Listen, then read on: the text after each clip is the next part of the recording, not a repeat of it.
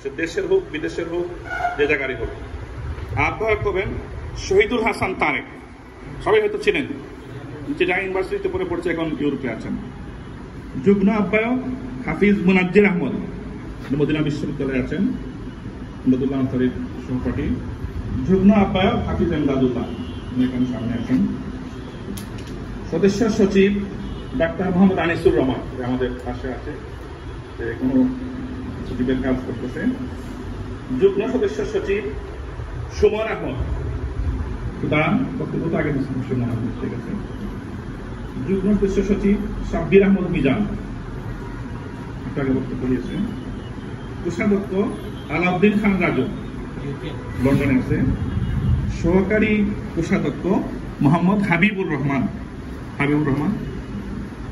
সাংগঠনিক সম্পাদক এবাদুল হক খান, কানাডা প্রবাসী, বক্তব্য শুনেছি আমরা। সহকারী সাংগঠনিক সম্পাদক নাফিউল আদনান চৌধুরী, নেদারল্যান্ড প্রবাসী। প্রচার ও মিডিয়া সেক্রেটারি ডাক্তার আবু সাইদ, এখানে আছেন।